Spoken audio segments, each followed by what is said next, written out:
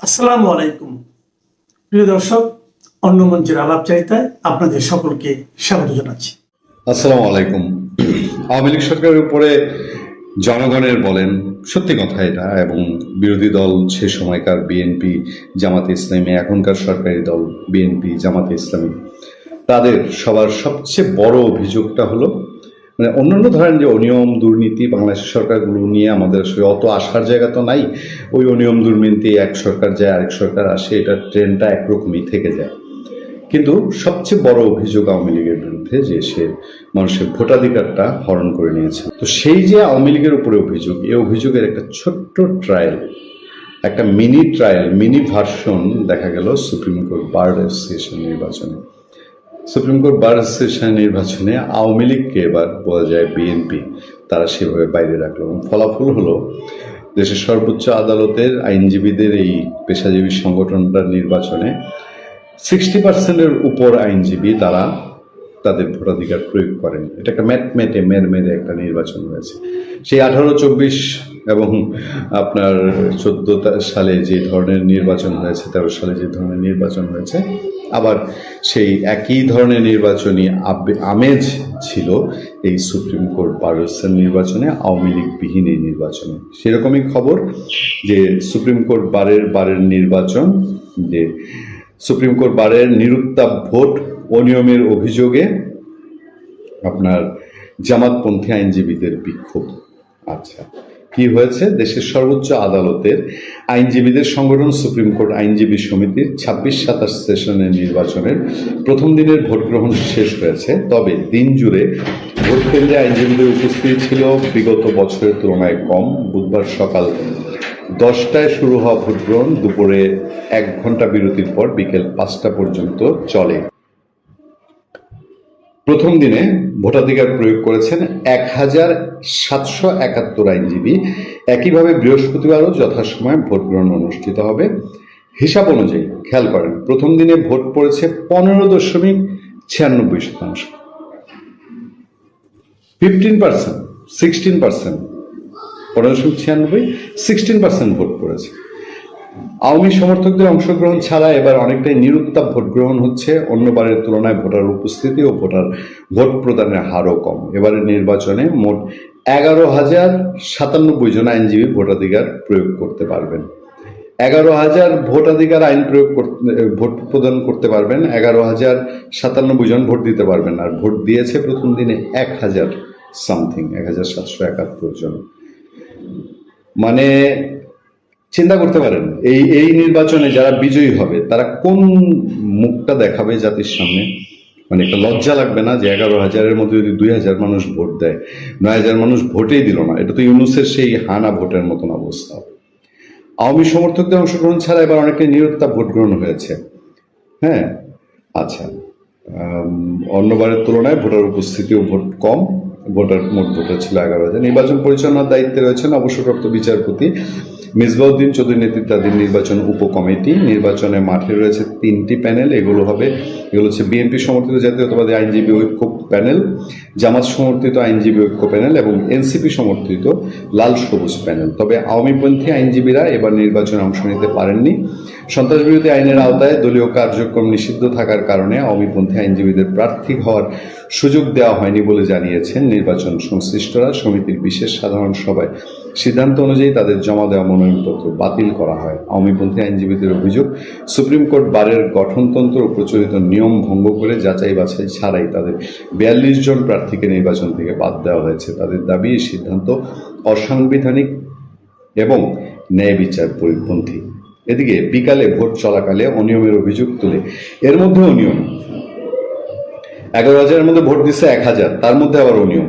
নির্বাচনের অনিয়মের অভিযোগ তুলে বিক্ষোভ করেছেন জামাতপন্থী আইনজীবীরা। তাদের অভিযোগ, একটি কেন্দ্রে ভোট কারচুপি ধরা পড়েছে, ভোট কেন্দ্রে শৃঙ্খলার অভাব ছিল। ইসলামী লয়ার্স কাউন্সিলের কেন্দ্রীয় কমিটির সাধারণ সম্পাদক শীর্ষ নেতা অ্যাডভোকেট মোহাম্মদ সাইফুর রহমান বলেন, একজন ভোট দিলে 5টি ভোট কাস্টিং দেখানো হয়, এ ধরনের অনিয়ম গ্রহণযোগ্য নয়। তার মানে ওই 1100 যে দিয়েছে এর মধ্যেও ঘাপলা আছে। একজন ভোট দিলে নাকি 5টি ভোট কাস্টিং দেখানো হয়। এই ধরনের অনিয়ম গ্রহণযোগ্য নয়। এভাবে নির্বাচনে অনিয়ম হলে আমরা কমিশনের প্রতি অনাস্থা দেব, নির্বাচন কমিশনে লিখিত অভিযোগ দিব। তবে পরে খোঁজ নিয়ে জানা যায় তারা এই বিষয়ে কোনো লিখিত অভিযোগ দেননি। জামাত সমর্থিত সবুজ প্যানেলের সভাপতি প্রার্থী অ্যাডভোকেট আব্দুল বাতেন বলেন, নির্বাচন কমিশন গঠন প্রক্রিয়া থেকে শুরু করে আজ পর্যন্ত যত ধরনের অনিয়ম হয়েছে তার সবগুলো বার কাউন্সিল এবং প্রধান বিচারপতিকে জানানো হয়েছে, তবে এখনো কোনো প্রতিকার পাওয়া যায়নি। তিনি বলেন, দেশের সর্বোচ্চ আদালত সুপ্রিম কোর্ট, সেই সুপ্রিম কোর্ট অঙ্গনেই যদি আইনজীবীদের সংগঠনের নির্বাচন প্রশ্নবিদ্ধ হয় তবে আইন আদালতের প্রতি সাধারণ মানুষের আস্থা নষ্ট হবে।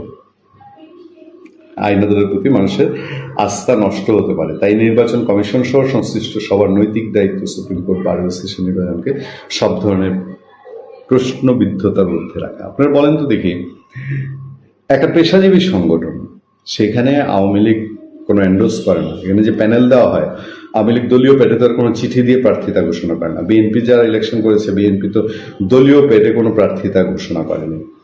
তাহলে সেই নির্বাচনে এরা আওয়ামী লীগ এইভাবে চিহ্নিত করে একটা অংশকে বাদ দিয়ে দেওয়া এবং এই যে মেটে কেটে একটা নির্বাচনকে এখনই প্রশ্নবিদ্ধ করে দেওয়া, এগুলো কিসের আলামত? পাকিস্তান হাইকমিশন ঢাকায় একটা শিক্ষা মেলা করেছে। সেটা দেখে তারেক রহমান সরকারের শিক্ষামন্ত্রী হেসানুল হক মিলন অত্যন্ত অভিভূত। তিনি বুঝে ফেলেছেন যে পাকিস্তানের শিক্ষা ব্যবস্থা বাংলাদেশের চেয়ে অনেক ভালো। আবার সেখানে একটা মহিলা বলছে তার সন্তানকে সে 4 বছরের জন্য পাকিস্তান পড়তে পাঠাচ্ছে। সে 1,20,00,000 টাকা স্কলারশিপ পেয়েছে। সে 71 কিছু একটা হয়তো হয়েছে, সেটা সম্পর্কে তেমন কিছু জানে না, দেখেনি, এবং সে বর্তমান অবস্থায় খুবই খুশি বাংলাদেশ পাকিস্তান আন্তরিকতা, বন্ধুত্বপূর্ণ সম্পর্ক দেখে। এই বিষয়টা নিয়ে আমার মনে হয় আমাদের একটু ভিডিওতে আলোচনা করা দরকার ছিল। কারণ হলো, যখনই বিএনপি সরকার ক্ষমতায় আসে, পাকিস্তানিদের অ্যাক্টিভিটিস বাংলাদেশে অনেক বেড়ে যায়। তারা এখানে শিক্ষা মেলা করে, তারা 1,20,00,000 টাকা টাকা দিয়ে বাংলাদেশের ছেলে মেয়েদের পড়তে নিয়ে যায়। এটা তারেক রহমানের সরকারের জন্য কি ইমপ্লিকেশনস বহন করে, এটা আমাদের মুক্তিযুদ্ধের পক্ষের শক্তিকে কিভাবে আঘাত করে, এই দুইটা বিষয়ে সংক্ষেপে কিছু কথা বলতে চাই। দেখুন, পাকিস্তান রাষ্ট্রের সাথে আমাদের একটা সুসম্পর্ক থাকবে, এটা আমি ব্যক্তিগতভাবে মনে করি। এটাই ভালো হওয়া আমাদের জন্য। পাকিস্তান দক্ষিণ এশিয়ার একটা দেশ। সেখানে আপনার সেই দেশের সাথে আমরা আসলে খুব বেশি টানাপোড়েনে যেতে পারবো না, কিন্তু সেটা তো হতে হবে আমাদের মুক্তিযুদ্ধের ইতিহাসকে স্মরণ করে। অবশ্যই এখানে অনেক ধরনের রেটোরিক্স মুক্তিযুদ্ধের পক্ষ থেকে ব্যবহার করা হয়, সেগুলোও আমার খুব একটা আগ্রহ নাই। যেমন একটা হলো যে আমরা দুটো ইস্যু দিয়ে পাকিস্তানকে সবসময় দেখি, যে কি আটকে পড়া পাকিস্তানি, ওটা একটা জেনুইন ইস্যু তো আছে। আর দুটা জিনিস, যে পাকিস্তানের কাছে আমরা সম্পদ পাবো, সেই সম্পদ আদায় করা, আর পাকিস্তানে 71-এ গণহত্যা চালানোর জন্য ক্ষমা চাওয়া। এগুলো অত্যন্ত রাজনৈতিক ইস্যু। এই ইস্যুগুলোর গভীরতা আমাদের দৃষ্টিতে যেভাবে এটাকে মানে রাজনৈতিক স্লোগান হিসেবে ব্যবহার করা হচ্ছে, সেইটাতে আমরা কিন্তু পাকিস্তান আমাদের কোন জায়গায় আসল শত্রু সেইটা আমরা ভুলে যাই। ধরুন সম্পদের হিস্সা, এটা তো আসলে পাকিস্তান তো এত দরিদ্র যে তারা কোনো টাকা পয়সা দিতেও পারবে না। আর এখানে বাস্তব কোনো অবস্থা নাই যে আমরা পাকিস্তান থেকে এই টাকাটা উদ্ধার করতে পারবো। এবং তবে এটা সবসময় বলে রাখা ভালো যে পাকিস্তান আমাদের অনেক টাকা পয়সা নিয়ে গেছে, এবং আমি তো ফরেন মিনিস্ট্রিতে কাজ করেছি, আমি জানি যে এটা টাকা পয়সা আমাদের কাছে কিন্তু হিসাব নাই, হিসাব থাকারও কথা না। আমরা একটা গড়পড়তা হিসাব দিই, কিন্তু আসল টাকা তার চেয়েও বেশি। আমি একটা উদাহরণ দিই, দেখুন, আমি যখন 2009-10 সালে মিশরে চাকরি করি, তখন দেখে পাকিস্তানের ওই হাইকমিশনে গিয়ে দেখি যে কথায় কথায় জানতে পারলাম সেই মিশরে পাকিস্তানের যে দূতাবাস আছে সেটা 1960 সালে কেনা। তো 1960 সালে পাকিস্তানের বৈদেশিক মুদ্রা কোথা থেকে আসতো পূর্ব পাকিস্তান থেকে পাট বিক্রি করে। তো পাকিস্তান হাইকমিশনের যা যে জমির দাম, বাড়ির দাম, যেটা 2010 সালের কথা বা 9 সালের কথা বলছি, তো সেটার অন্তত মানে স্বাভাবিকভাবেই তো তার অর্ধেকের টাকা আমরা দাবি করতে পারি। এইভাবে আমাদের কোথায় কত সম্পদ ছিল পাকিস্তানে আমরা কিন্তু জানি না, এবং এটা প্র্যাকটিক্যালি সম্ভব না। এইটা আমাদের পাকিস্তানকে আসলে দান করে দেওয়াই ভালো। যে জিনিসটা কখনো পাওয়া যাবে না সেটা দান করে দেওয়া ভালো। আর একটা হলো জেনোসাইড, এটা নিয়েও আমরা রাজনীতি করি, কিন্তু এগুলা করাতে আমাদের আসলে পাকিস্তানের যে জায়গায় দেখা দরকার সেই জায়গাটায় আমাদের দেখা হয় না। সেটা হলো যে পাকিস্তান একটা কমপ্লিট ভ্যালু বেসড রাষ্ট্র, আমাদের ভ্যালুজ হলো সম্পূর্ণ আলাদা। পাকিস্তান একটা স্বীকৃত ইসলামিক রিপাবলিক। পৃথিবীতে সৌদি আরবও স্বীকৃত ইসলামিক রিপাবলিক না, আছে বোঝায় তানজানিয়া, এরকম 2-1টা আছে, বাট পাকিস্তান হলো সবচেয়ে প্রধান, এবং যত রাষ্ট্র আছে তাদের মধ্যে সবচেয়ে বড় ধর্মীয় রাষ্ট্র হিসেবে নিজেকে পরিচয় দেয় পাকিস্তান। আবার পাকিস্তান সমাজের একটা বৈপরীত্য আছে, সেখানে যেমন যারা শাসক শ্রেণী তারা কিন্তু অত্যন্ত সেকুলার আধুনিক পড়াশোনা করে, এবং তাদের জন্য অর্থাৎ এটা 5 থেকে 7% পাকিস্তানের জনগণের, বাকিরা কিন্তু অত্যন্ত দরিদ্র। এই 5 থেকে 7% জনগণের জন্য কিছু ভালো বিশ্ববিদ্যালয়ও আছে, হয়তো ওই রকম ভালো বিশ্ববিদ্যালয় আমাদের কাছে নাই, কিন্তু তাই বলে কি আমাদের ছেলে মেয়েরা পাকিস্তান পড়তে যাবে? একেবারেই না। আপনার এটা কোনো আদর্শের জন্য দরকার নেই। পাকিস্তানে এই যে আজকে যে ছেলের মা অত্যন্ত আহ্লাদিত, সে কোনো জঙ্গি কিনা জানি না, জঙ্গির মাও হতে পারে, একটা হয়তো মুসলিম লীগ পন্থী পাকিস্তানপন্থী পরিবারের মেয়ে বা তার সন্তান যাচ্ছে পাকিস্তানে, কিন্তু এই ছেলেটা যখন পাকিস্তান থেকে পড়ে আসবে, পরবর্তীতে 5টা বছর সে উন্নত বিশ্বের কোথাও কিন্তু তাকে ভিসা দেবে না, অর্থাৎ ওয়েস্টার্ন কান্ট্রিগুলোতে, মার্কিন যুক্তরাষ্ট্র থেকে আপনার ইউরোপ।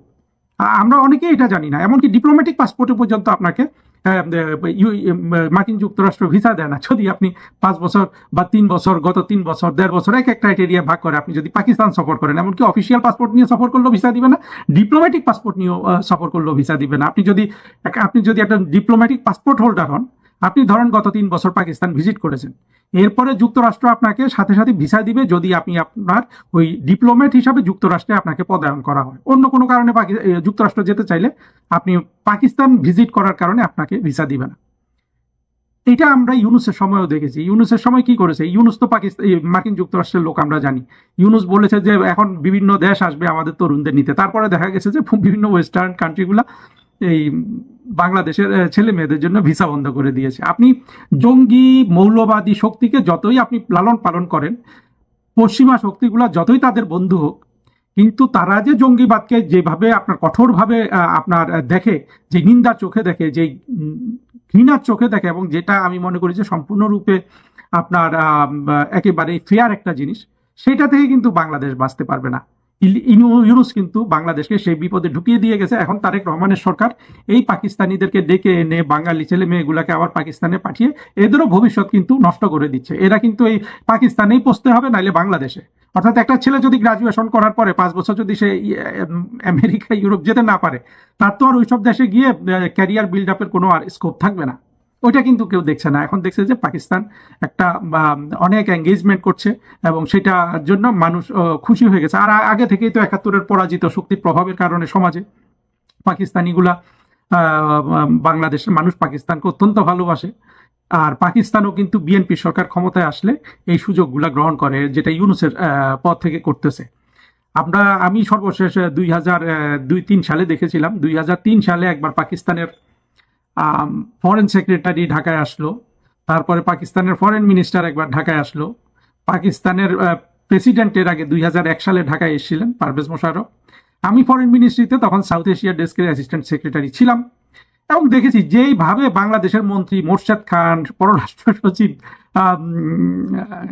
শমশের মবিন চৌধুরী, এরা পাকিস্তানিদের সাথে যেভাবে কথা বলতেন, আমাদের কাছে মনে হতো মোরশেদ খান পাকিস্তানের মন্ত্রী আর পাকিস্তানের মন্ত্রী বাংলাদেশের মন্ত্রী, শমশের মবিন চৌধুরী পাকিস্তানের পররাষ্ট্র সচিব আর পাকিস্তানের পররাষ্ট্র সচিব বাংলাদেশের পররাষ্ট্র সচিব। এটা শুধু আমি বলিনি, আমার এক বস ছিল ডাইরেক্টর তখন, উনিও একদিন এরকম অনেকগুলো মিটিং, তো এক মিটিংয়ে এক একজন যায়, মন্ত্রীর মিটিংয়ে ডাইরেক্টর যায়, ডিজি যায়, উনি এসে আমাকে বলে, হারুন, মনে হলো যে মানে মোরশেদ খান সাহেব পাকিস্তানের মন্ত্রী।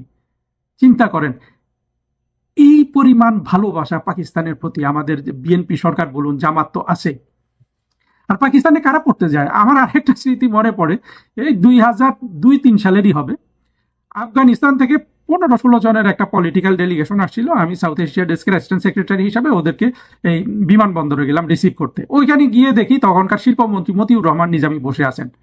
ওই আফগানগুলা যে ফ্লাইটে এসে, তখন করাচি থেকে ঢাকায় পিআই এর ফ্লাইট ছিল, বিমানের বা পিআই এর আমি এখন ভুলে গেছি, সেই যে ফ্লাইটে আফগান ডেলিগেশন ছিল, সেই ফ্লাইটে মতিউর রহমান নিজামীর ছেলের নামও আমার মনে আছে, খালেদ আসে, কারণ সে পাকিস্তানে ডাক্তারি পড়ছিল।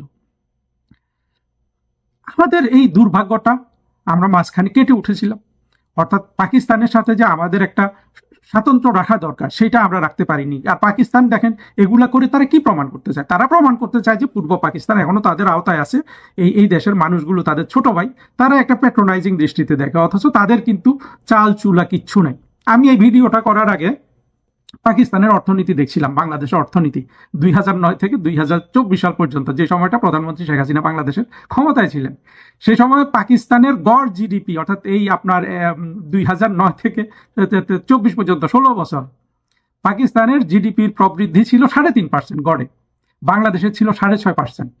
কোভিড না হলে এটা 7% হইতো। তারপরে পাকিস্তানের 2024 সালে মাথা পিছু গড়ায় ছিল $1500, বাংলাদেশের ছিল $2500। দেখেন, যেই দেশের মাথা পিছু গড়ায় আমাদের চেয়ে $1000 কম, এখন একটু হয়তো চেঞ্জ হয়েছে, পাকিস্তান একটু ভালো করেছে, ইউনূস এসে যেহেতু বাংলাদেশের অর্থনীতিটা ধ্বংস করে দিয়েছে, তারেক রহমান যেহেতু এখান থেকে উন্নতি করতে পারছেন না, ফলে এখন একটু হেরফের হইতে পারে। কিন্তু 2024 সালে পাকিস্তানিদের মাথা পিছু আয় আমাদের থেকে $1000 কম। সেই দেশ বাংলাদেশের একটা ছাত্রছাত্রীকে নেওয়ার জন্য 1,20,00,000 টাকা দিয়ে দিচ্ছে স্কলারশিপ। বোঝেন না আপনারা টাকাগুলো কত কষ্ট ওরা বের করে আর কি উদ্দেশ্যে বের করে? সেই যে একটা পাকিস্তান যে তাদের আগে জমিদারি ছিল, বা মানে বাংলাদেশ পূর্ব পাকিস্তান, সেটা প্রমাণ করা। এটা শুধু আপনার মানে নিজেদের ভ্যানিটি বলেন, অহংবোধ বলেন পাকিস্তানের পক্ষ থেকে, এগুলোকে ফিট করা, এগুলোকে জিয়ে রাখা। পাকিস্তানে তো সেই সক্ষমতা নাই একটা বাংলাদেশের ছেলেকে বা মেয়েকে 1,20,00,000 টাকা দিয়ে সেই দেশে মানে স্কলারশিপ দিয়ে নিয়ে যাওয়ার জন্য।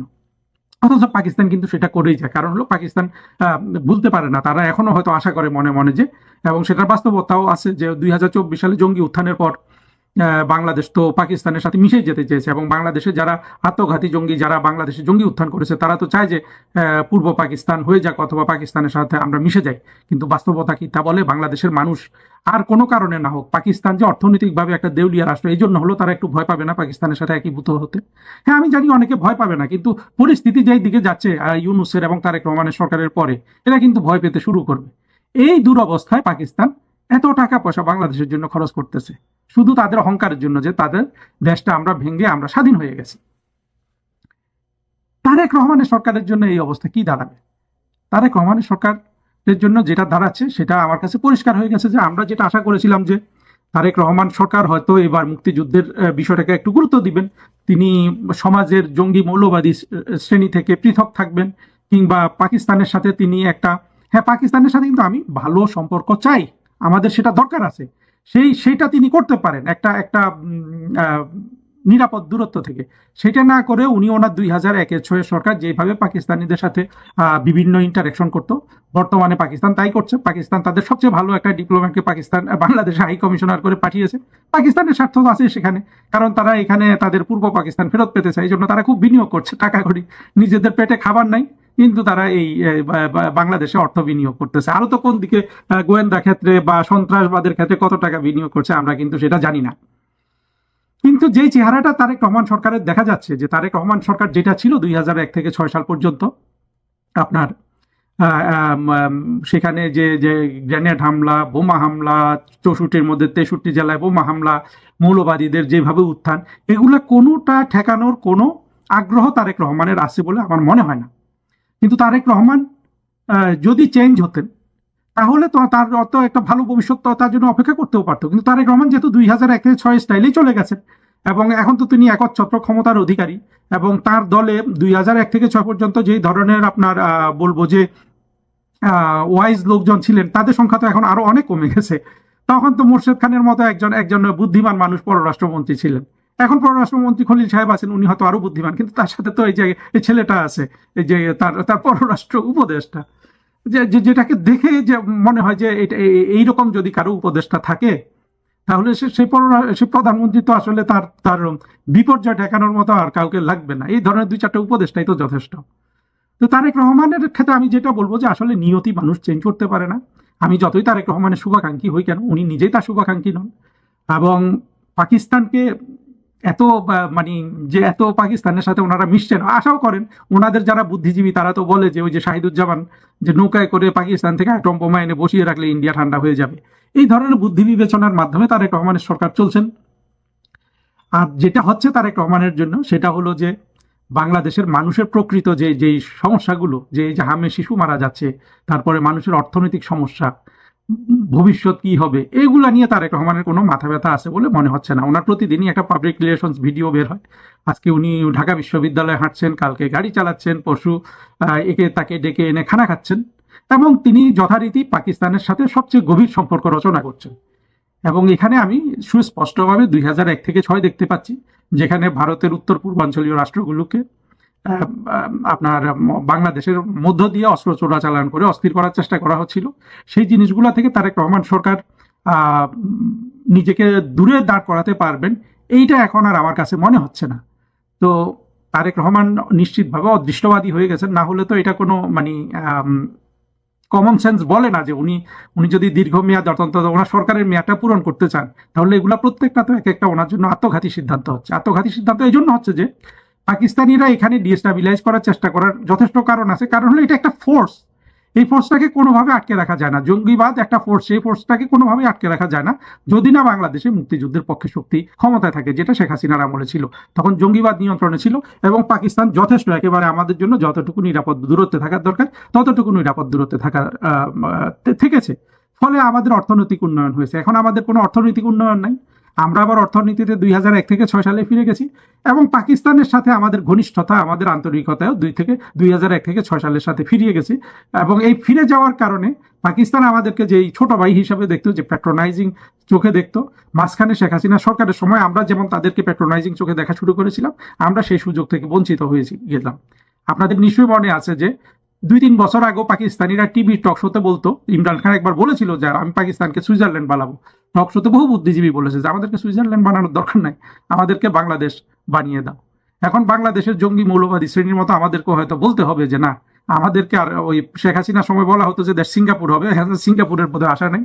আমাদেরকে বলা হবে মানে আমরা আমাদের অবস্থা এমন যে আমাদেরকে আবার পশ্চিম পাকিস্তান বানিয়ে দাও। কিন্তু কিন্তু কিন্তু কথা হলো, এতে কি চূড়ান্ত রক্ষা হবে তারেক রহমান? আপনাদের সরকার কি এগুলা করে টিকতে পারবে? আপনি টিকতে পারবেন যদি আপনি অন্তত ন্যূনতম দূরত্ব পাকিস্তানের সাথে বজায় রাখেন। না, এটা শেখ হাসিনা আওয়ামী লীগ আপনাকে ফেলবে না, পৃথিবী ফেলে দিবে। পাকিস্তানে ওই যে বললাম না, আপনি পাকিস্তানে একটা মানুষ যদি ভ্রমণ করে তার 5 বছর যুক্তরাষ্ট্রে ভিসা হয় না। তারা কি চোখে পাকিস্তানকে দেখে এটা আপনারা জানেন না। আপনার জানা নাও থাকতে পারে, আপনার মানুষ জানলেও আপনাকে বলবে না। কিন্তু এগুলা তো আমি জেনে বলছি, আমি তো কোনো কিছু অতিরঞ্জন করছি না। পাকিস্তানের সাথে দহরম মহরমই কিন্তু তারেক রহমানের সরকারের জন্য মানে মহাবিপদের জন্য একাই যথেষ্ট, আর কিছু লাগবে না। তো যাই হোক, মিনওয়াইল আমাদের এই দুর্ভাগ্য দেখে যেতে হচ্ছে। পাকিস্তানের সাথে যেখানে আমাদের সমানে সমানে চলার কথা, আমরা যেখানে তাদের থেকে অর্থনীতিতে অনেক উপরে উঠে গিয়েছিলাম, এখন আমাদের নামার কথা। ইউনুস এবং তারেক রহমান সবারই মনে হয় যে আমাদেরকে নামিয়ে পাকিস্তানের নিচে না নিয়ে আসতে পারলে তারা থামবেন না। হঠাৎ করে ভারত বাংলাদেশের মধ্যকার কুসুম কুসুম হৃদ্যতার সম্পর্ক বেশ নাটকীয় মোড় নিয়েছে। অবৈধ বাংলাদেশিদের ফেরত পাঠানো আর সীমান্তে কাঁটাতারের ইস্যুটি নিয়ে পর্দার আড়ালে ঘটে গেছে বেশ কিছু গুরুত্বপূর্ণ ঘটনা।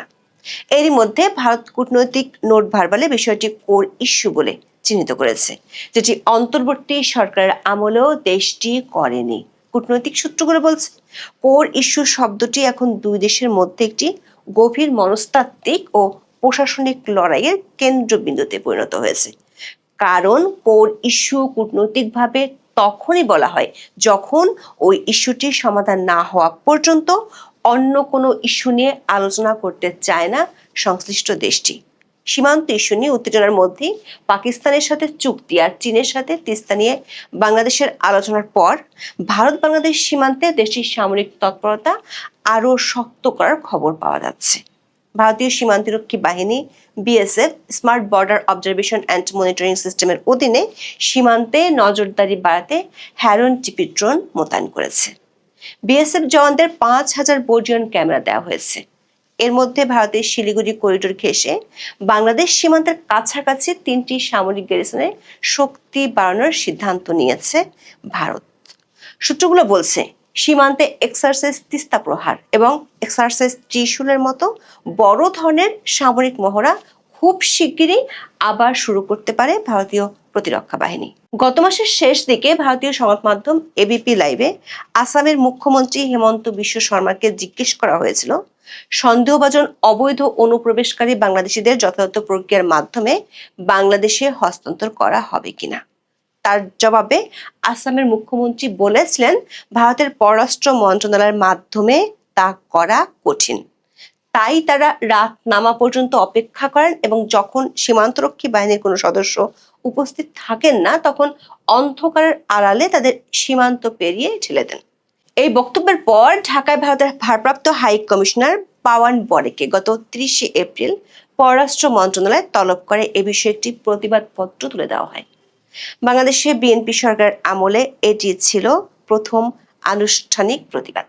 পশ্চিমবঙ্গ বিধানসভা নির্বাচনে বিজেপির জয়ের পর পুশিন ঘটনা বাড়লে বাংলাদেশ ব্যবস্থা নেবে বলে হুঁশিয়ার করেছিলেন বাংলাদেশের পররাষ্ট্রমন্ত্রী খলিলুর রহমান। খলিলুর রহমান সাংবাদিকদের এই কথা বলেছিলেন চীন সফরে যাওয়ার আগে। ভারতীয় দূতকে বাংলাদেশে তলব করা কিংবা খলিলুর রহমানের বক্তব্যের জন্য ভারত সরকার অবশ্য বাংলাদেশি হাই কমিশনারকে তলব করেনি, কিন্তু সোজা বাংলাদেশের পররাষ্ট্র মন্ত্রণালয় খুব কড়া ভাষায় পাঠিয়েছে নোট ভার্বাল। একাধিক সূত্র বলছে মোহাম্মদ ইউনূসের আমলেও ভারতকে এতটা কড়া ভাষায় নোট ভার্বাল পাঠাতে দেখা যায়নি। ওই নোট ভার্বালে অবৈধ অনুপ্রবেশকারী বাংলাদেশিদের প্রত্যাবাসন ইস্যুটিকে কোর ইস্যু হিসেবে উল্লেখ করা হয়েছে। সাবেক একজন ডিপ্লোম্যাট বলছেন, কূটনৈতিক পরিভাষায় কোনো বিষয়কে কোর ইস্যু হিসেবে চিহ্নিত করা অত্যন্ত তাৎপর্যপূর্ণ এবং এর মাধ্যমে একটি রাষ্ট্র তার প্রতিবেশীকে একটি কঠোর ও পরিষ্কার বার্তা দেয়। কূটনীতিতে কোর ইস্যু মানে হলো এমন একটি মৌলিক বিষয় যা দুই দেশের সামগ্রিক সম্পর্কের ভিত্তি বা প্রধান শর্ত হিসেবে বিবেচিত হয়। যখন কোনো দেশ নির্দিষ্ট একটি সংকটকে কোর ইস্যু বলে, তখন তার অর্থ দ্বারাই এই সমস্যার সমাধান না হওয়া পর্যন্ত অন্যান্য দ্বিপাক্ষিক সহযোগিতা বা সম্পর্কের উন্নয়ন বাধাগ্রস্ত হতে পারে। এটি সম্পর্কের সমীকরণকে একটি নির্দিষ্ট ফ্রেমের মধ্যে নিয়ে আসে। দর্শক, বাংলাদেশ ও ভারতের মধ্যে ঐতিহাসিকভাবে বিদ্যমান সমস্যাগুলোর মধ্যে পুশিন ও সীমান্ত সমস্যা, পানি সমস্যা, আঞ্চলিক নিরাপত্তা ইস্যু, বাণিজ্য সমস্যা সমানভাবে গুরুত্বপূর্ণ। ভারতের পাঠানো সবশেষ নোটে অবৈধ অনুপ্রবেশকারী বাংলাদেশিদের ইস্যুটিকে সবচেয়ে কোর ইস্যু বলে উল্লেখ করা হয়েছে, যার অর্থ হলো এটি সমাধান না হলে দুই দেশের মধ্যে বিদ্যমান সমস্যাগুলোর সমাধানের সুযোগ কম।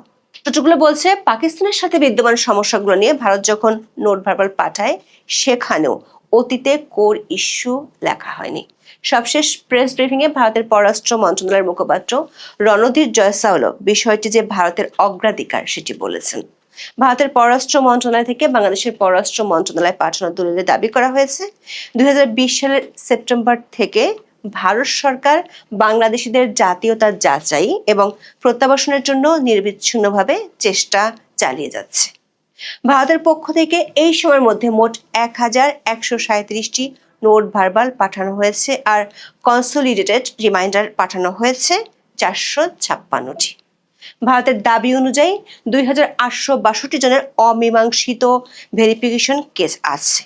দর্শক, সীমান্তে অবৈধ অনুপ্রবেশ ইস্যুটি যে ভারত সরকার সত্যি কোর ইস্যু হিসেবে বিবেচনা করছে তার প্রমাণ মেলে পশ্চিমবঙ্গে জেতার পর প্রথম ক্যাবিনেট বৈঠকে শুভেন্দু অধিকারী সীমান্তে কাঁটাতারের বেড়া দেওয়ার সিদ্ধান্ত নেয়। নির্বাচনী প্রচারণায় কেন্দ্রীয় স্বরাষ্ট্রমন্ত্রী অমিত শাহ প্রতিশ্রুতি দিয়েছিলেন, বিজেপি ক্ষমতায় আসলে অনুপ্রবেশ রোধে পশ্চিমবঙ্গ সীমান্তকে সম্পূর্ণ সিল করে দেওয়া হবে। এই প্রতিশ্রুতির বাস্তবায়ন হিসেবে শুভেন্দু অধিকারী সরকার 45 দিনের মধ্যে বিএসএফ এর জন্য প্রয়োজনীয় প্রায় 286 কিলোমিটার জমি হস্তান্তরের প্রক্রিয়া শুরু করেছে। বাংলাদেশের সাথে পশ্চিমবঙ্গের মোট সীমানা আছে 2216.7 কিলোমিটার। এর মধ্যে জমি অধিগ্রহণ ও পূর্ববর্তী রাজ্য সরকারের অসহযোগিতার কারণে প্রায় 435 কিলোমিটার এলাকা এখনো উন্মুক্ত রয়ে গেছে। বিশ্লেষকরা বলছেন, একদিকে কেন্দ্রীয় সরকারের কোর ইস্যু হিসেবে নোট ভার্বাল দেয়া, আর একদিকে রাজ্য সরকারের চটজলদি জমি দেওয়ার উদ্যোগ নেওয়া প্রমাণ করে দিল্লির কেন্দ্রীয় নীতি এবং কলকাতার রাজ্য নীতি এখন একই সূত্রে গাঁথা। নতুন সরকার সীমান্ত নিরাপত্তাকে জাতীয় নিরাপত্তার সর্বোচ্চ অগ্রাধিকার দিয়ে এই পরিবর্তনটি আনছে। সূত্রগুলো বলছে, আধুনিক ফেন্সিং এর পাশাপাশি sensor, thermal camera, flood light এবং ইলেকট্রনিক নজরদারি ব্যবস্থা ব্যবহার করে comprehensive integrated border management system বা CIBMS এবং বোল্ট QIT প্রযুক্তির মাধ্যমে পর্যবেক্ষণের ব্যবস্থা শুরু করেছে ভারত সরকার। এটি মূলত কৃত্রিম বুদ্ধিমত্তা বা AI চালিত একটি সমন্বিত প্ল্যাটফর্ম, যা সীমান্তের সিসিটিভি ক্যামেরা থেকে প্রাপ্ত ভিডিও ফিড বিশ্লেষণ করে রিয়েল টাইমে অনুপ্রবেশ বা চোরাচালানের গতিবিধি শনাক্ত করতে পারে। AI সিস্টেমটি 1 থেকে 2 সেকেন্ডের মধ্যে যে কোনো সন্দেহজনক বস্তুর গতিবিধি শনাক্ত করে সদর দপ্তরে অ্যালার্ট পাঠায়। সীমান্তে কর্তব্যরত 5000-এর বেশি বিএসএফ জওয়ানকে বডি ওয়ার্ন ক্যামেরা দেওয়া হচ্ছে, যা রাতের বেলাতেও স্বচ্ছ ভিডিও ধারণ করতে সক্ষম এবং এটি মূলত অনুপ্রবেশকারীদের সাথে সংঘর্ষের সময় প্রমাণ হিসেবে কাজ করবে। জানা গেছে সীমান্তে কাঁটাতারের বেড়া দেওয়ার কাজ শুরু করতে এখনো কমপক্ষে 2 মাস সময় লাগবে। সেজন্য দেশটি সীমান্তে নজরদারি বাড়াতে হ্যারন টিপি ড্রোন মোতায়েন করেছে।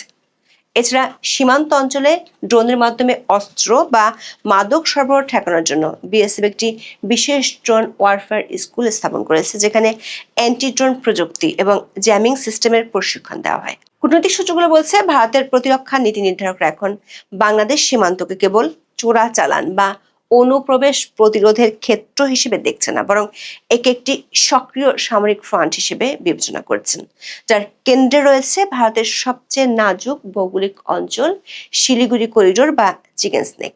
এ কারণে ভারতের ইস্টার্ন কমান্ড এবং প্রতিরক্ষা মন্ত্রণালয়ের তৎপরতা আরো বাড়ানো হচ্ছে এই সীমান্তে। নয়াদিল্লি তার পূর্ব সীমান্ত কৌশলগত অস্পষ্টতা বাদ দিয়ে সক্রিয় প্রস্তুতি এবং প্রতিরোধমূলক আধিপত্য এর ঝোঁকার নীতি নিয়েছে। একাধিক সূত্রে জানা গেছে, পাকিস্তানের সাথে সম্প্রতি দ্বিপক্ষীয় চুক্তি স্বাক্ষর হওয়া এবং বাংলাদেশের পররাষ্ট্রমন্ত্রীর চীন সফরের পর ভারত সরকার এই ধরনের কৌশল নিতে যাচ্ছে। সম্প্রতি 2 দিনের ঢাকা সফরে এসেছিলেন পাকিস্তানের স্বরাষ্ট্রমন্ত্রী ও ক্রিকেট বোর্ডের চেয়ারম্যান সৈয়দ মহসিন রাজা নাকভি। বিবিসি বাংলার খবরে বলা হয়েছে, কয়েকদিন ধরেই এই সফরকে ঘিরে সামাজিক যোগাযোগ মাধ্যমে বেশ আলোচনা চলছে। 8 মে শুক্রবার ঢাকার মিরপুরে বাংলাদেশ পাকিস্তান ক্রিকেট সিরিজের প্রথম টেস্ট খেলার দিন পাকিস্তানের স্বরাষ্ট্রমন্ত্রী ঢাকায় পৌঁছান।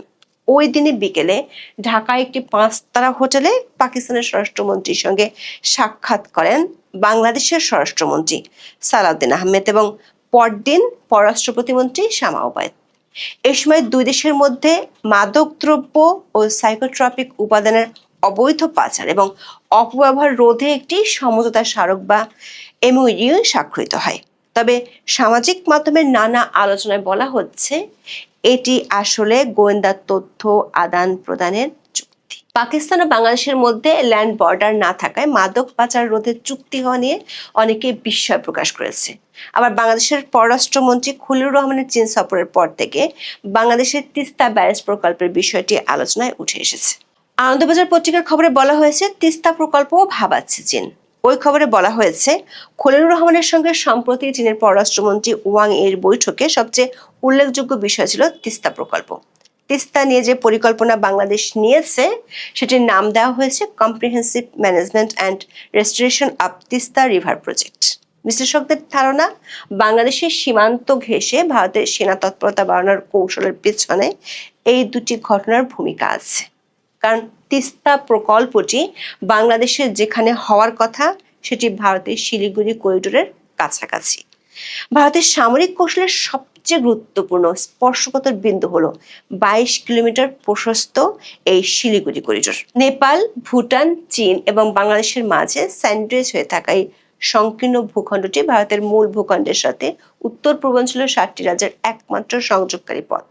প্রতিরক্ষা বিশ্লেষকদের মতে, যে কোনো যুদ্ধে এই করিডোরটি বিচ্ছিন্ন হয়ে পড়লে ভারতের উত্তর পূর্বাঞ্চল মূল ভূখণ্ড থেকে সম্পূর্ণ বিচ্ছিন্ন হয়ে যাবে। এই চিরস্থায়ী দুর্বলতাকে কাটিয়ে উঠতে ভারত সম্প্রতি এই করিডোরের দক্ষিণ প্রান্তে 3টি নতুন এবং সম্পূর্ণ কার্যকর সামরিক গ্যারিসন স্থাপন করেছে, যা একটি কৌশলগত ত্রিভুজ বা স্ট্র্যাটেজিক ট্রায়াঙ্গেল হিসেবে কাজ করছে। বাংলাদেশের বিগত অন্তর্বর্তী সরকারের আমলে যখন ভারতের সাথে দেশটির সম্পর্ক তলানিতে গিয়ে থাকে, যখন বাংলাদেশে ইউনুসপন্থীরা দিল্লি না ঢাকা স্লোগান দিত, তখন ভারত এই 3টি নতুন সামরিক গ্যারিসন স্থাপনের উদ্যোগ নিয়েছিল। এই 3টি স্থাপনা হলো আসামের ধুবড়ী জেলায় লাচিত বরফুকন সামরিক স্টেশন, পশ্চিমবঙ্গের চোপড়ার সামরিক ঘাঁটি এবং শিলিগুড়ি করিডোরের পশ্চিম অংশ এবং বিহার পশ্চিমবঙ্গ সীমান্তের সংযোগস্থলে কিষানগঞ্জ গ্যারিসন।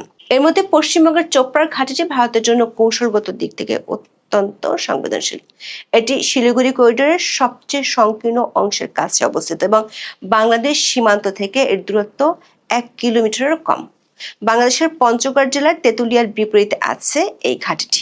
সূত্রগুলো বলছে, এই 3টি সামরিক স্থাপনায় রুদ্র ব্রিগেড এবং দিবাস্ত্র ব্যাটারি ও কোল্ড স্ট্রাইক বা অতি দ্রুত সামরিক পদক্ষেপ গ্রহণের সক্ষমতা জোরদারের সিদ্ধান্ত নিয়েছে ভারত সরকার। রুদ্র ব্রিগেড হলো একটি অল আর্মস সমন্বিত সামরিক ইউনিট, যেখানে পদাতিক, সাজোয়া এবং গোলন্দাজ বাহিনী একই সাথে মোতায়েন থাকে। এছাড়া S-400 আকাশ প্রতিরক্ষা ব্যবস্থা এবং ব্রাহ্মস মিসাইল মোতায়েন করা আছে শিলিগুড়ি করিডোর সংলগ্ন হাসিমারা বা বাগডোগরা বিমান ঘাঁটিতে।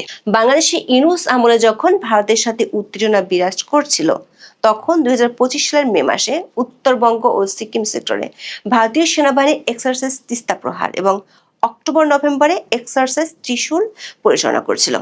এক্সারসাইজ ত্রিশূলটি ছিল গত কয়েক বছরের মধ্যে ভারতের বৃহত্তম ত্রিদেশীয় সামরিক মহড়া, যেখানে 20,000-এর বেশি সেনা অংশ নিয়েছিল।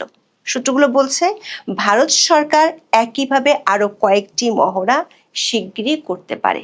সামরিক বিশ্লেষকদের মতে এই মহড়াগুলো প্রতিবেশী দেশগুলোর প্রতি একটি শক্তিশালী কৌশলগত বার্তা বা সিগন্যালিং হিসেবে কাজ করে। এখন আপনাদের স্বাগত জানাচ্ছি আমার কথা শোনার জন্য।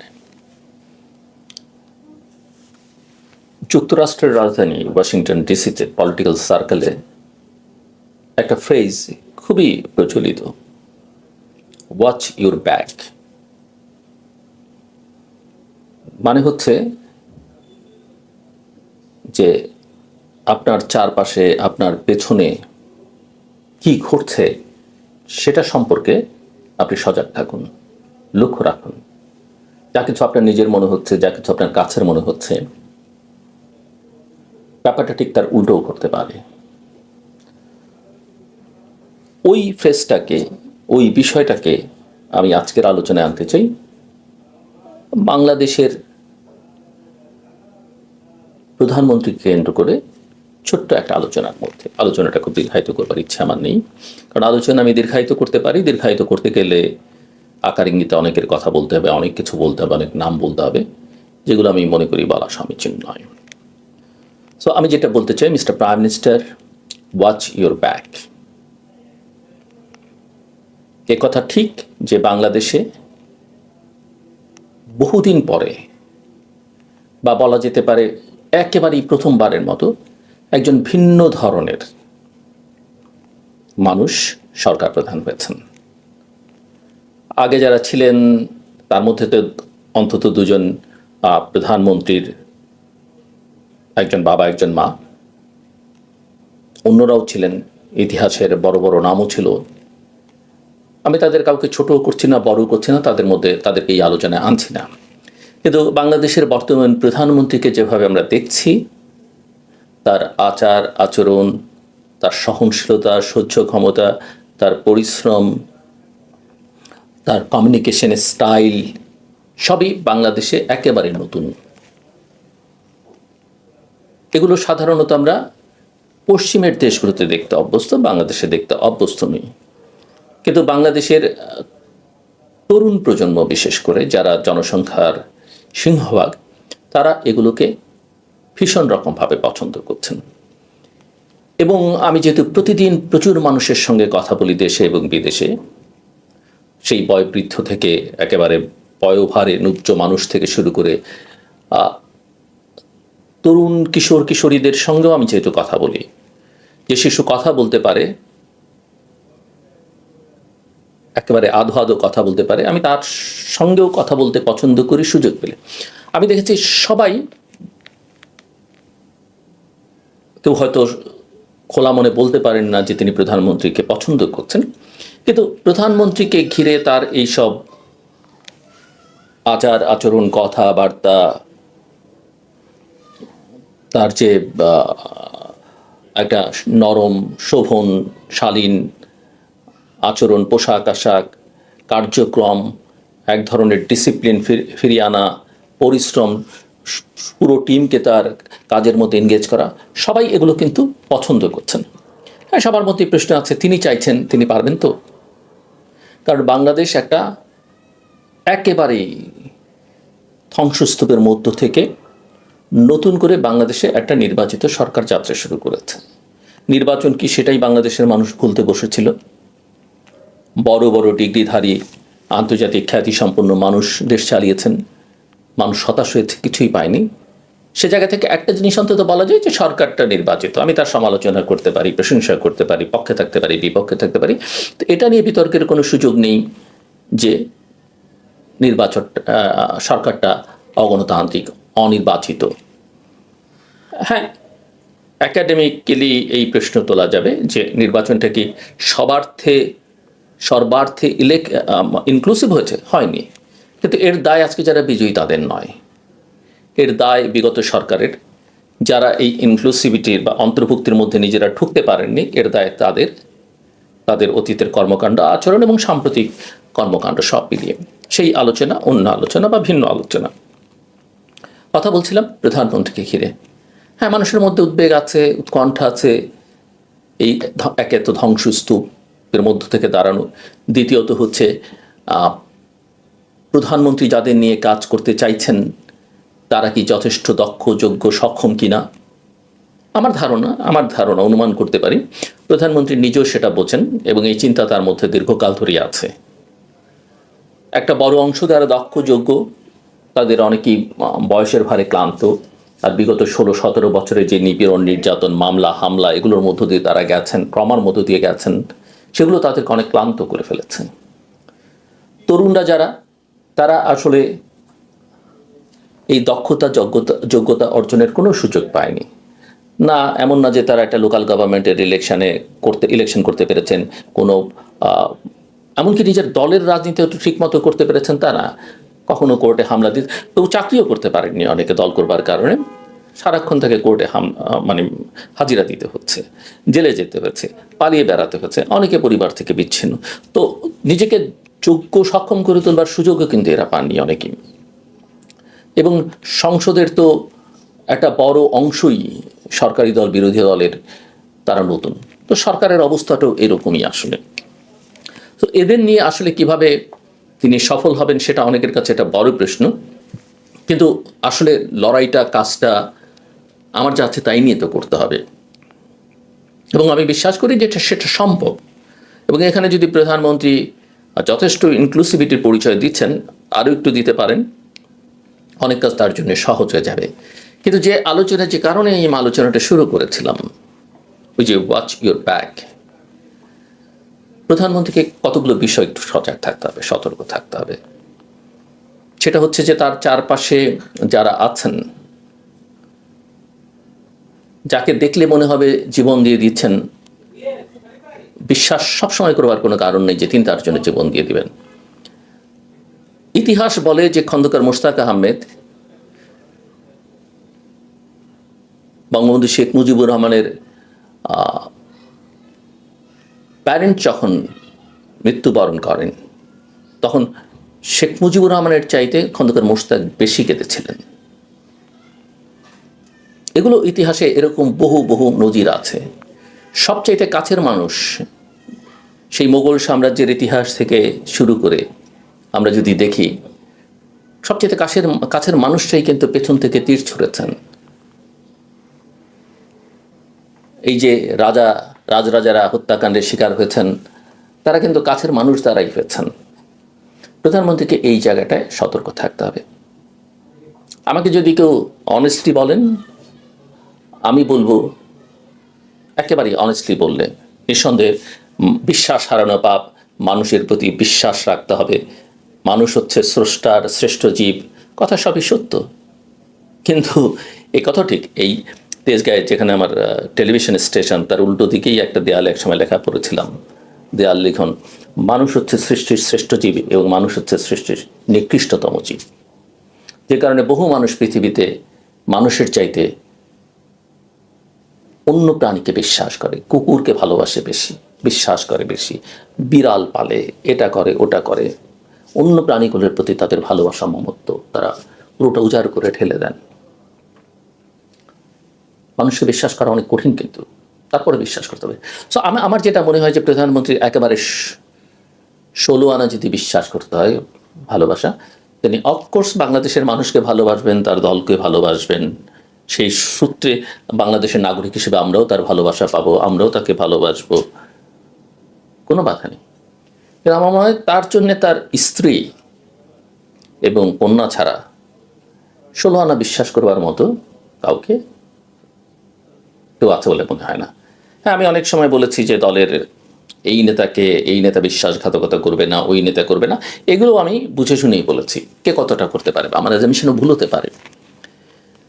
কিন্তু একটা জিনিস খুবই মনে হচ্ছে যে অন্তত আমি বলতে পারি, আমার কাছে মনে হয় যে দুজন তো মন্ত্রীকে নিয়ে তিনি বিপদে যে কোনো সময় পড়তে পারেন।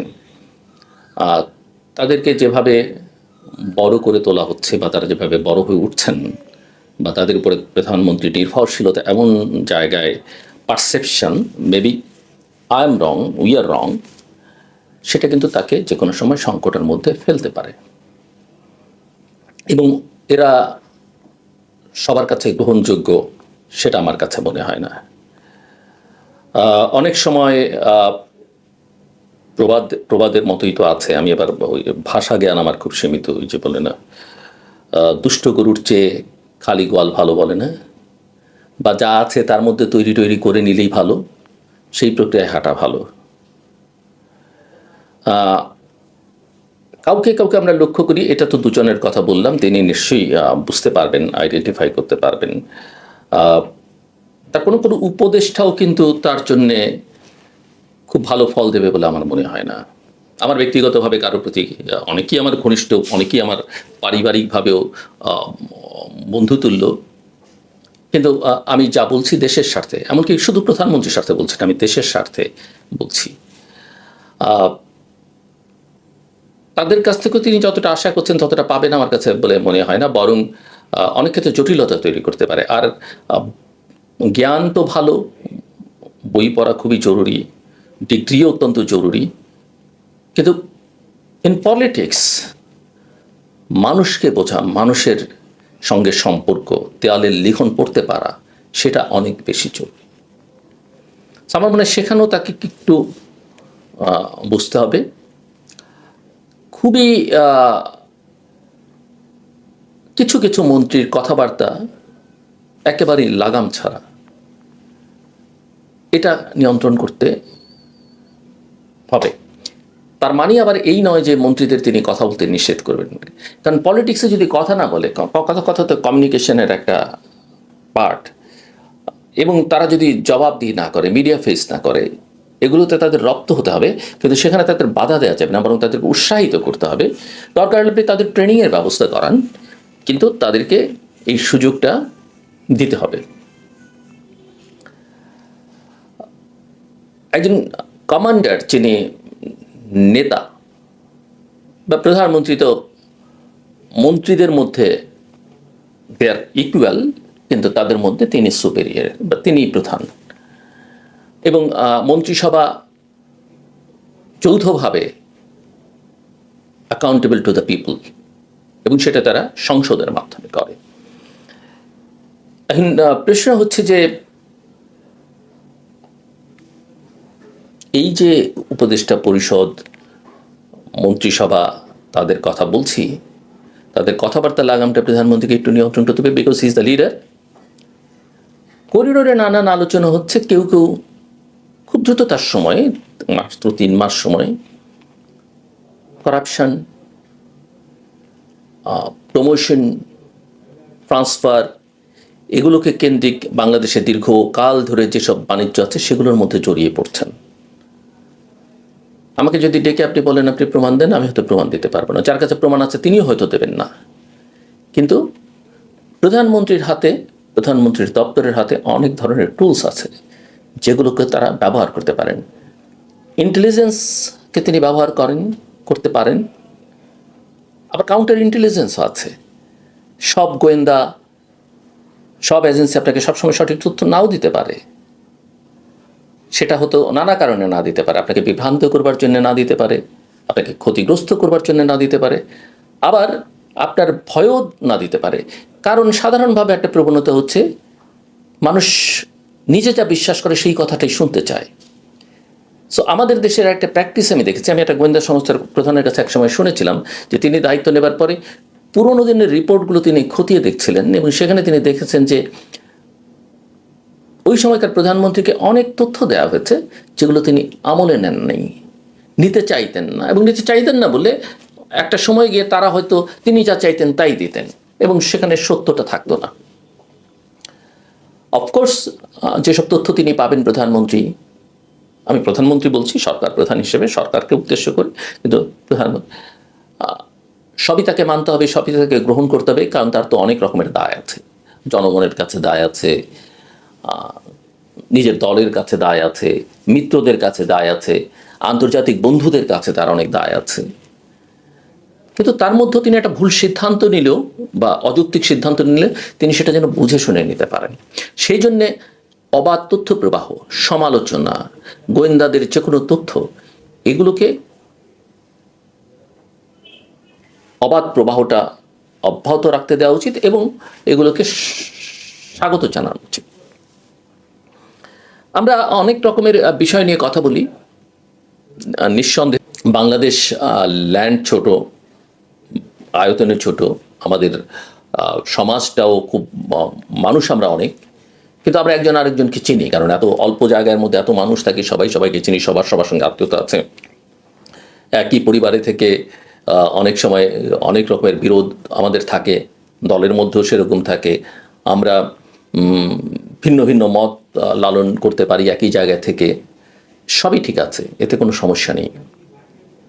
কিন্তু একটা সমস্যা হচ্ছে যে, এবং আমি এই ক্যাম্পেইন তো বহুদিন ধরে করছি, যে বাবার দায় যেন সন্তানদের উপরে না পড়ে, স্বামীর দায় যেন স্ত্রীর উপর না পড়ে, স্ত্রীর দায় যেন স্বামীর উপরে না পড়ে। এগুলো আমাদের খেয়াল রাখতে হবে, সরকারকে বিশেষ করে খেয়াল রাখতে হবে।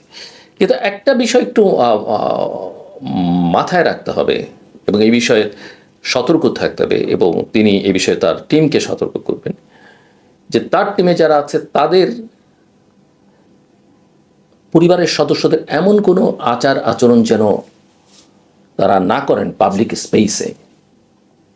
তার ঘনিষ্ঠরা, তার স্টাফরা, তারা নিজেরা তো করবেন না, তাদের পরিবারের সদস্য, যেটা ওই ব্যক্তির ইমেজকে ছোট করতে পারে এবং শেষ পর্যন্ত গিয়ে সরকার বা প্রধানমন্ত্রীর গায়েও তার আস্থ লাগতে পারে। এই বিষয়ে তিনি একটু সজাগ সতর্ক থাকবেন। যে কথা বলছিলাম যে কমান্ডার কিন্তু অন্য কমান্ডারদের সঙ্গে এ কথা না, যেমন ধরেন আমরা যদি কমান্ডার ইন চিফ বলি, তিনি নিঃসন্দেহে বিভিন্ন ফোর্সের কমান্ডারদের সঙ্গেই বৈঠক করবেন, নিচে কারোর সঙ্গে কথা বলবেন না সেটা নয়, কিন্তু তাকে সিদ্ধান্ত নিতে হবে। তিনি নিশ্চয়ই নিচের দিকের কারোর সঙ্গে কথা বলে সিদ্ধান্ত নেবেন না। একজন জেনারেল বা সেনাপ্রধান, বিমান বাহিনী প্রধান, তার যে লেভেল, সেই লেভেলের অফিসারদের, কমান্ডারদের সঙ্গে তিনি কথা বলবেন। তিনি সৈনিকদের সঙ্গে কথা বলে সিদ্ধান্ত নেবেন, তিনি সৈনিকদের সঙ্গে কথা শুনবেন, তিনি অন্যান্য অফিসারদের, অন্যান্য র্যাঙ্ক অ্যান্ড ফাইলের অফিসারদের কথা নিশ্চয়ই শুনবেন। প্রধানমন্ত্রী নিশ্চয়ই সংসদ সদস্যদের কথা শুনবেন, সংসদে মন্ত্রিসভায় নাই দলের এমন নেতাদের কথা শুনবেন, তৃণমূলের কথা শুনবেন, তার দল করেন না অন্য দল করেন তাদের কথা শুনবেন, সাধারণ মানুষের কথা শুনবেন, নানা ফোরামে নানানভাবে সেই সুযোগ তার আসবে। কিন্তু বড় সিদ্ধান্ত থাকে, দলের সিদ্ধান্ত নিতে হলে স্ট্যান্ডিং কমিটির সঙ্গেই আলোচনা করে নিতে হবে, মন্ত্রীদের সঙ্গে আলোচনা করে সরকারি সিদ্ধান্তটা নিতে হবে। নিঃসন্দেহে যখন মানুষের পার্সোনাল স্টাফটা খুবই গুরুত্বপূর্ণ, তাদেরকে প্রমোট করা যেতে পারে, তাদেরকে নানা সুযোগ সুবিধা দেওয়া যেতে পারে, সবটাই দেওয়া যেতে পারে। পারসেপশন যেন কখনো এরকম না হয় যে তারা সব নিয়ন্ত্রণ করছে। আমি কোনো ক্ষেত্রে দেখেছি যে ওনার সঙ্গে যারা কাজ করেন তারা নিজেদেরকে এর থেকে নিবৃত্ত করবার চেষ্টা করছেন, নিবৃত্ত করছেনও, এবং সেটা সাধুবাদ, হয়তো পারসেপশন যাই থাকুক না কেন। কিন্তু কোনো ক্ষেত্রে এটা দেখা যাচ্ছে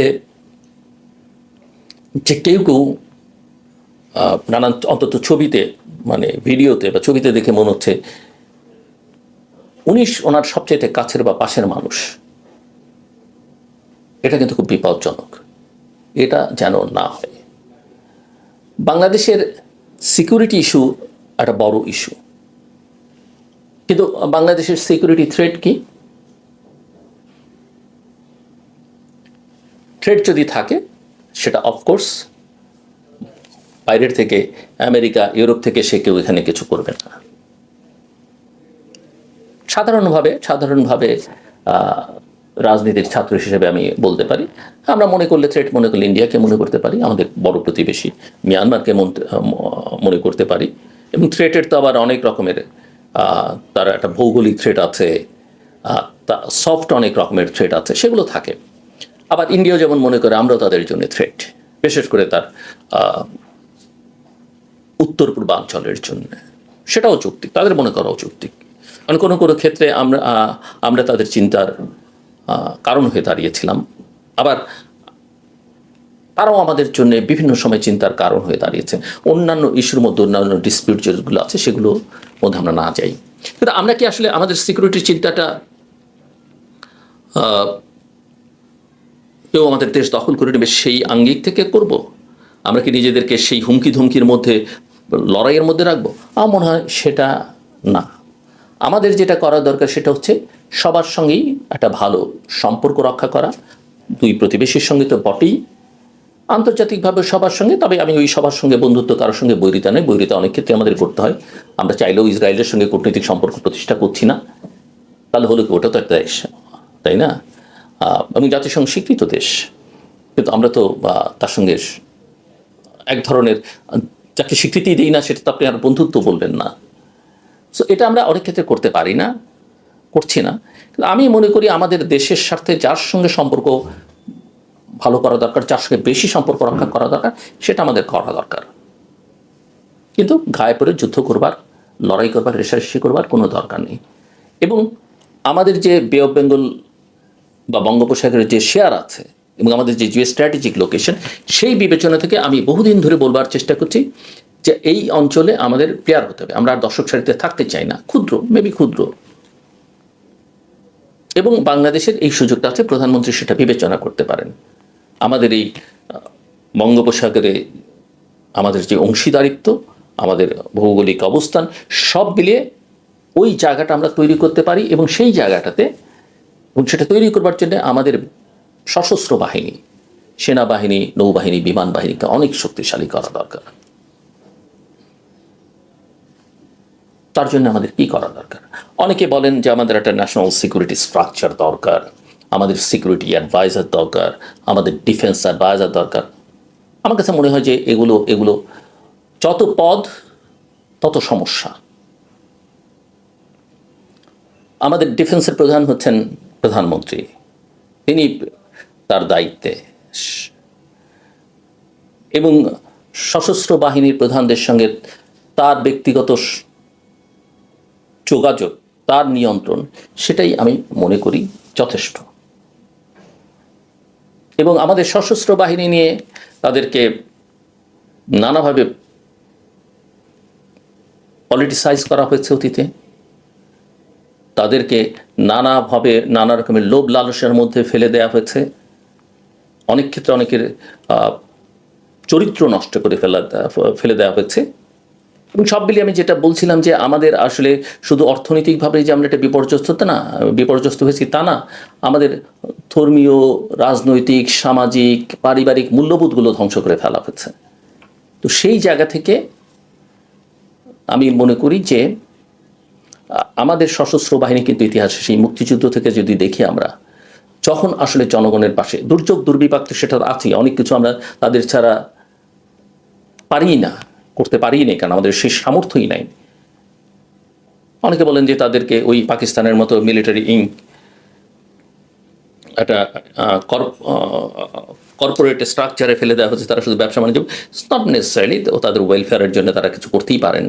তো মূল কথা হচ্ছে যে দেশের স্বাধীনতা, সার্বভৌমত্ব রক্ষা, এবং এর বাইরে যত রকমের এক্সপার্টিজ আছে তারা সেটা দেশের প্রয়োজনে ব্যবহার করবেন, এবং অতীতে তারা করেছেন সেটা।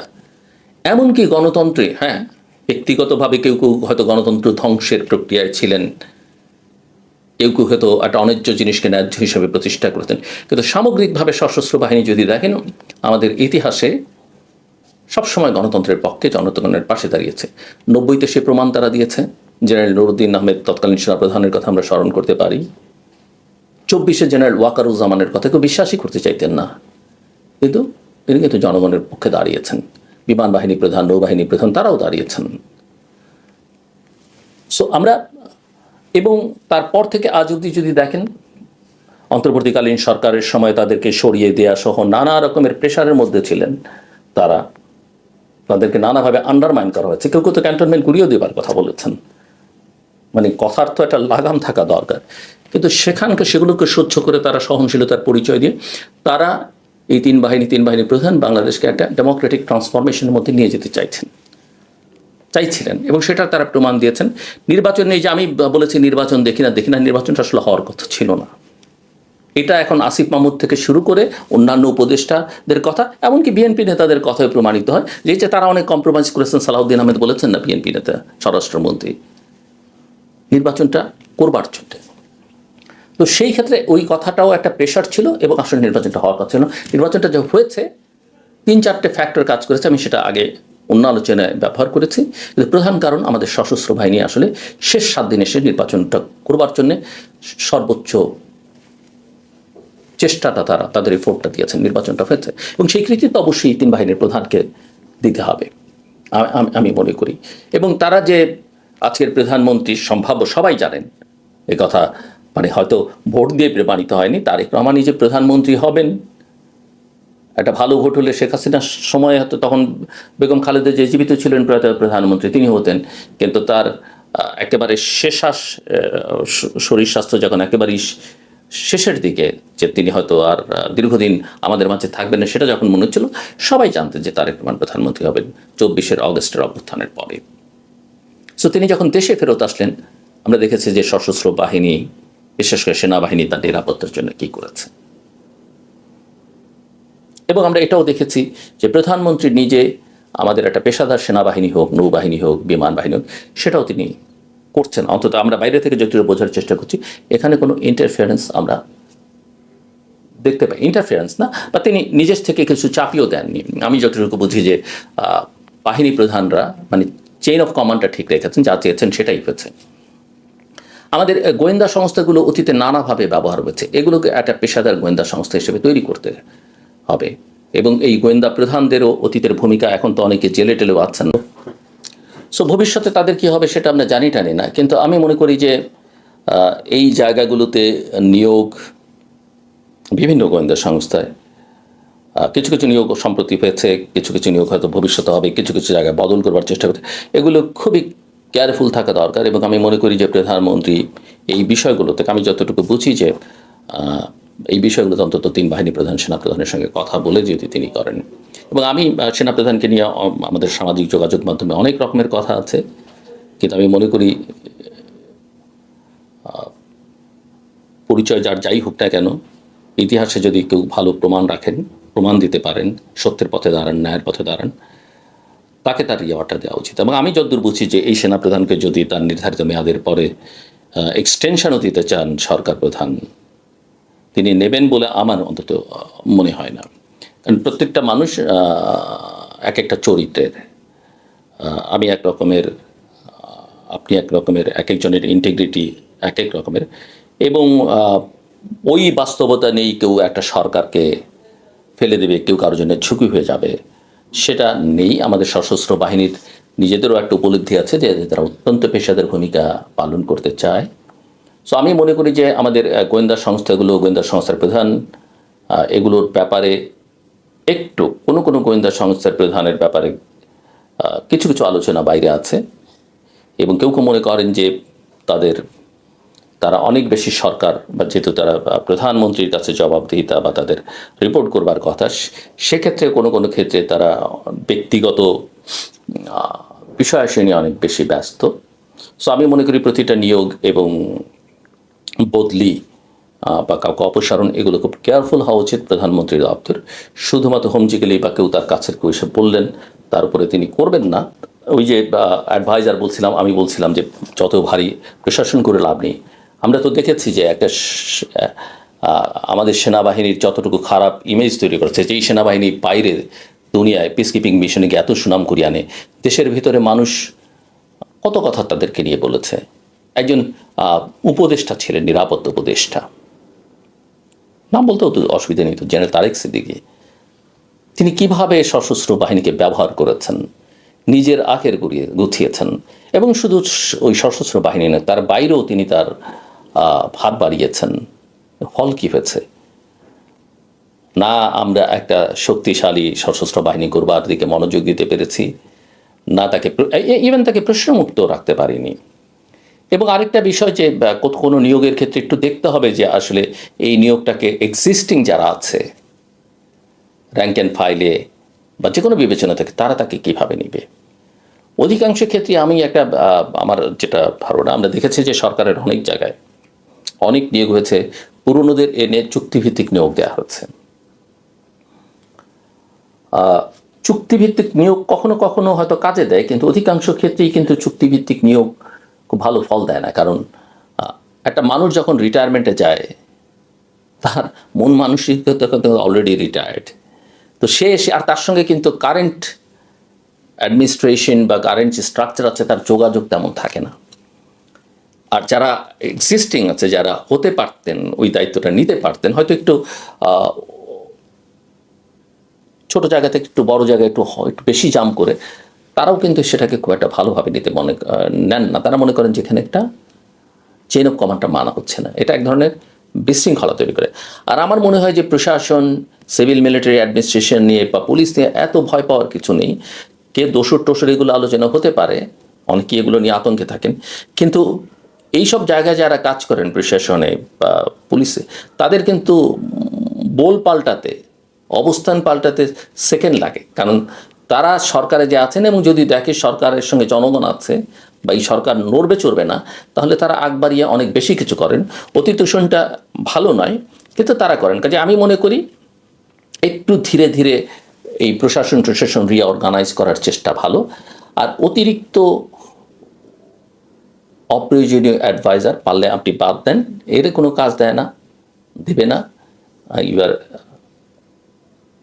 নাফ। পার্সোনালি আমি মনে করি আপনার যেটুকু ধীশক্তি বাংলাদেশের জনগণ দেখেছে, আপনি এগুলো ম্যানেজ করতে পারবেন এবং আপনার টিমকেও আপনি সেভাবে তৈরি করতে পারেন। আমি আরেকটা পরামর্শ দিয়েছিলাম, দরকার হলে আপনি প্রতিটা মিনিস্ট্রি ধরে ধরে 4-5 জনের একটা অ্যাডভাইজারি বোর্ড করেন, অবৈতনিক।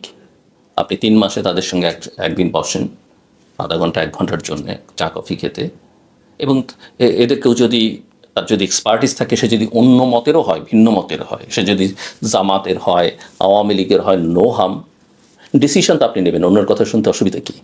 আর আপনার মন্ত্রীদের বলবেন তাদের সঙ্গে মাসে একবার বৈঠক করতে, কোনো বড় সিদ্ধান্ত নেবার আগে পরামর্শ নিতে। অফকোর্স গণমাধ্যমে আমরা আলোচনা করি, সেগুলো শুনবেন, প্রাইভেটলি আমরা যারা কথা বলি সেগুলো শুনবেন, পত্রপত্রিকা পড়বে, সেগুলো ঠিক আছে, কিন্তু ওই ব্রেইন স্টর্মিংয়ের জন্য ওই ধরনের সেশনগুলো খুব জরুরি। যেটা আমরা শুনেছি যে প্রেসিডেন্ট জিয়াউর রহমানও করতেন, বিভিন্ন ইস্যুতে তিনি এক্সপার্টদের ডেকে নিয়ে, আপনিও কিছু কিছু করেন। কিন্তু আমি মনে করি এটা একটা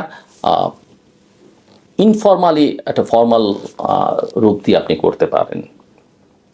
আর আমি আশা করব যে সশস্ত্র বাহিনীর ইস্যুগুলো আপনি তো কেয়ারফুলি হ্যান্ডেল করবেন। রাজনৈতিক বিষয়ে আপনার ইচ্ছায় হোক, ইচ্ছায় তো হবে না, অনিচ্ছায় হোক, কোনো মনস্টার তৈরি করবার দরকার নেই। আপনি নিজে যতটা সজ্জন প্রমাণিত করতে পেরেছেন জনগণের সামনে, আপনার চারপাশে অন্য কেউ অন্যদের সঙ্গে বেয়াদবি করবে, কোনো অবস্থাতেই সেটা আপনি প্রশ্রয় দেবেন না, এটা আমি আপনার কাছে প্রত্যাশা করি। এবং এখনো পর্যন্ত মানুষ বিশ্বাস করে আপনি ঠিক আছেন। বাকিদের নিয়ে নানা রকমের প্রশ্ন আছে, কিন্তু আমাদের ধৈর্য একটু কম বাংলাদেশিদের। বাট আমি বিশ্বাস করি যে আপনি ডেলিভার করতে পারলে, এবং আপনি যদি দেশের রাজনৈতিক অর্থনৈতিক উন্নয়ন প্রক্রিয়া জনগণের অংশগ্রহণকে নিশ্চিত করেন, ইনক্লুসিভ হন, আপনার জন্য শুভকামনা সবার থাকবে এবং আপনি সফল হবেন। আমার কথা শুনবার জন্য দর্শক আপনাদের অসংখ্য ধন্যবাদ, আপনাদের সবার জন্য।